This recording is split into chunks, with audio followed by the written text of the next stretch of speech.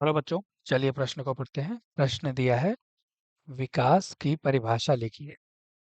यह किस प्रकार होता है? वर्णन कीजिए कि जीवाश्म किस प्रकार विकास के समर्थन में प्रमाण प्रस्तुत करते हैं। तो आइए इस प्रश्न की मुख्य अवधारणा समझते हैं। मुख्य अवधारणा है विकास से संबंधित है।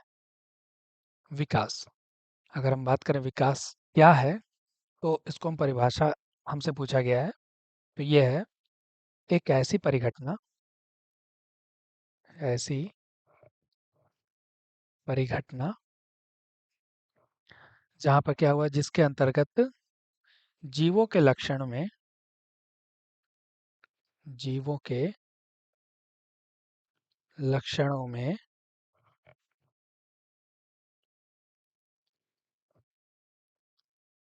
लगातार क्या हुआ, परिवर्तन, लगातार परिवर्तन देखा गया, जहाँ पे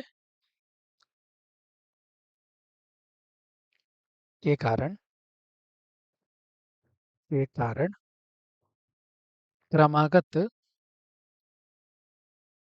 क्रमागत उन्नति हुई, क्रमागत उन्नत संपन्न होती है, संपन्न होती है। यानी हमने क्या देखा कि एक ऐसी परिघटना जिसमें क्या देखा गया, जीवों के लक्षणों में लगातार परिवर्तन के कारण क्रमागत उन्नत संपन्न होती है। इसे ही हम क्या कहते हैं, विकास कहते हैं। अब अगर बात करें कि यह किस प्रकार होता है, यानी दूसरा जो हमसे पूछा गया है, यह किस प्रकार होता है, तो यह किस प्रकार हो सकता है, तो यह प्राकृतिक वरण द्वारा भी हो सकता है, प्राकृतिक वरण द्वारा भी हो सकता है, या परिवर्तन द्वारा हो सकता है, यह जीन प्रवाह के द्वारा हो सकता है, जीन प्रवाह, और आनुवंशिक विचलन के द्वारा भी देखा जा सकता है, आनुवंशिक विचलन। यानी अभी तक जो विकास देखा गया है, इन प्रकार के द्वारा देखा गया है कि ऐसे भी हो सकता है। अब हमसे पूछा जा रहा है कि वर्णन कीजिए कि जीवाश्म किस प्रकार से विकास के समर्थन में प्रमाण प्रस्तुत करते हैं। अब जीवाश्मों के बारे में अगर हम बात करें, जीवाश्म प्रमाण कैसे होते हैं, जीवाश्म प्रमाण, तो देखेंगे हम यहाँ पे। सामान्य रूप से अगर हम बात करें, सामान्यतः या सामान्य रूप से जो जीवाश्म होते हैं वो कहाँ पे पाए जाते हैं,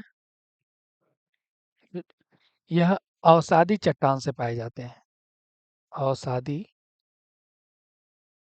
चट्टानों से प्राप्त किए जाते हैं जो जीवाश्म होते हैं। अब ये अवसादी चट्टानों से प्राप्त होते हैं तथा जीवाश्म का जो कार्बनिक भाग होता है, तथा जीवाश्म का कार्बनिक भाग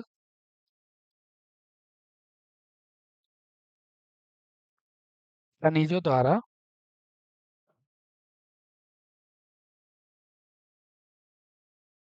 द्वारा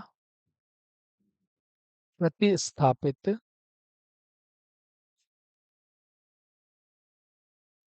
कर दिया जाता है, कर दिया जाता है। जीवाश्म के आयु का, जीवाश्म के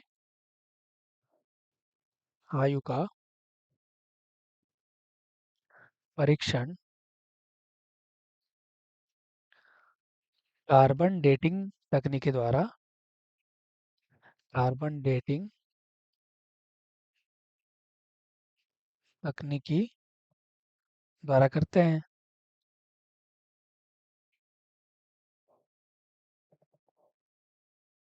अब इतना करने के बाद हमें क्या प्राप्त होता है, तो हम देखेंगे जिसके अंतर्गत या जिसके द्वारा,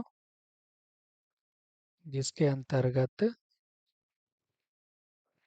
विकास से आए क्रमिक परिवर्तनों का अनुमान लगाया जा सकता है।